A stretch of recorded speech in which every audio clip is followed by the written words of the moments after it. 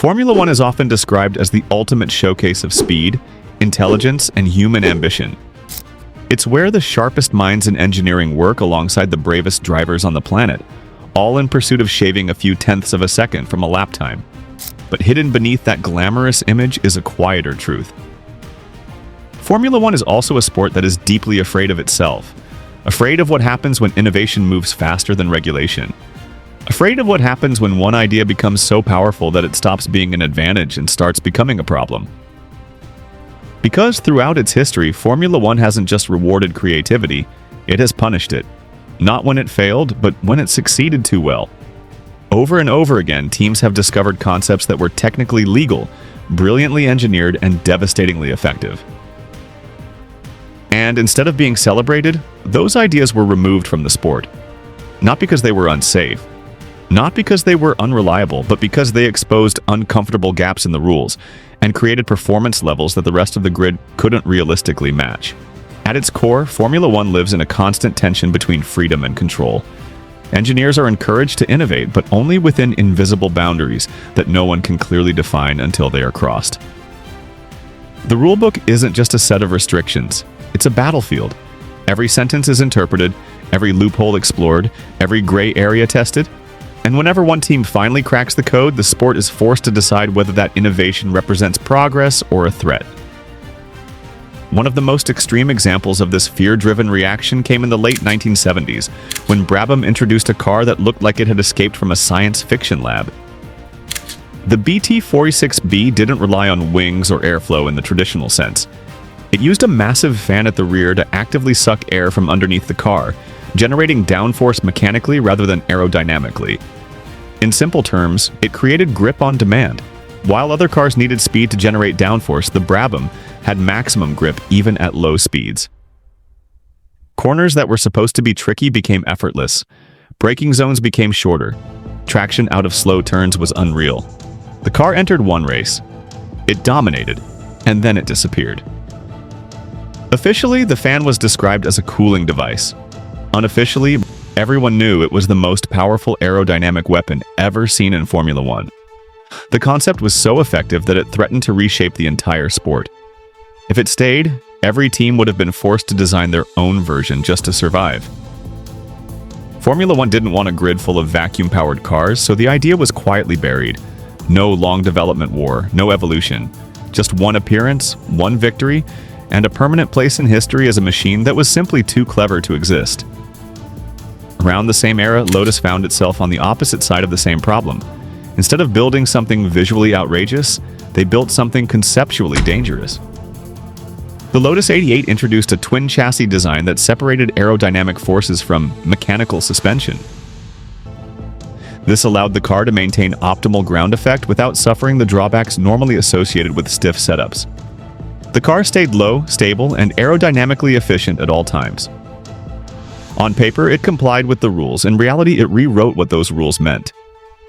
Other teams immediately protested, not because the car was unsafe, but because it made them uncomfortable. It showed that the regulations could be interpreted in ways that fundamentally changed how cars behaved. The governing body stepped in and banned it before it could properly compete. Lotus never got the chance to prove its full potential. The Lotus 88 became a symbol of something far more unsettling than raw speed. It proved that being right technically doesn't matter if the system decides you're too disruptive. As the years passed, Formula One moved into an era where performance gains were no longer just physical. They became digital. One of the most controversial examples was active suspension. Instead of relying on springs and dampers, teams used computer-controlled systems that adjusted the car's behavior in real time. The car could raise or lower itself, stiffen or soften, respond instantly to bumps and corners. The result was a machine that felt almost alive. Drivers reported incredible stability. Engineers saw perfect aerodynamic consistency. Lap times dropped. Reliability improved. The cars looked glued to the track. But once again, success triggered fear. Critics argued that the system reduced the role of the driver, turning Formula One into a contest of software rather than skill. Smaller teams complained that the development costs were impossible to match. Fans felt the cars were becoming too artificial, too perfect, too controlled. So active suspension was banned. Not because it made racing dangerous, but because it made racing look too easy. Decades later, Mercedes managed to ignite the same debate using something that seemed almost laughably simple: a steering wheel. Their dual-axis steering system allowed the driver to physically change the alignment of the front wheels while driving by pushing or pulling the steering wheel. This altered how the tires contacted the road, helping with tire warm-up and reducing drag on straights. It didn't look dramatic.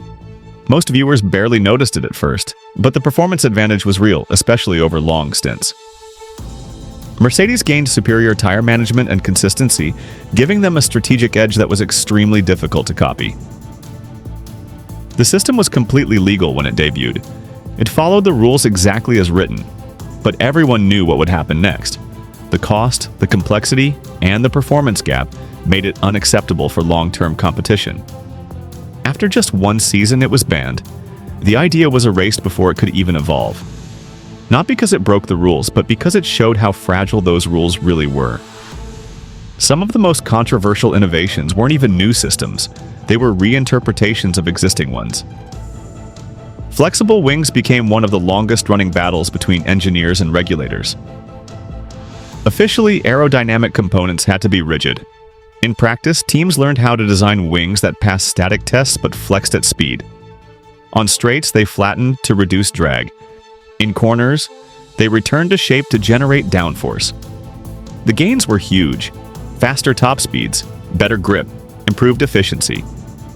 The problem was that legality became impossible to define. Every time the governing body introduced new tests, engineers found ways to design around them. Flexible wings were never banned in one dramatic announcement. They were slowly strangled by regulation after regulation. Each update tried to close a loophole, and each time a new one appeared. It became a silent arms race, one where the line between innovation and cheating blurred into something almost meaningless. What connects all these stories is that none of these cars failed. They didn't collapse under pressure. They didn't get exposed as gimmicks. They worked exactly as intended. They delivered advantages so large that they changed how races were won, how championships were decided, and how the sport was perceived. Formula One likes to pretend it's governed by rules. In reality, it's governed by fear.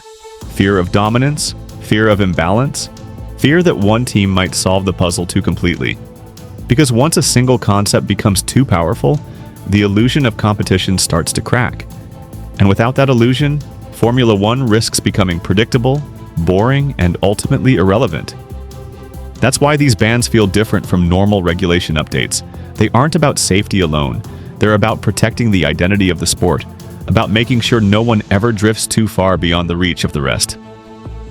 Formula One doesn't punish failure. It punishes success that feels unfair.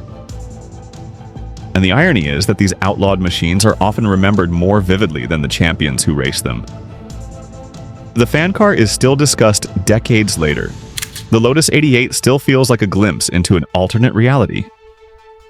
Active suspension represents a version of Formula One where technology nearly replaced human control. DAS became a symbol of how even the smallest mechanical change can reshape a championship. Flexible wings continue to haunt the sport as a problem that never truly disappears. These cars weren't mistakes, they were warnings. Warnings that Formula One is always walking a thin line between progress and self-destruction. Push too little and the sport becomes stagnant. Push too hard and it becomes unrecognizable. Every generation of engineers believes they've finally found the ultimate interpretation of the rules. And every generation of rule makers eventually proves them wrong.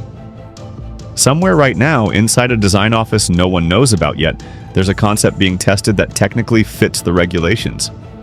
It will look harmless at first. Clever, elegant, completely legal.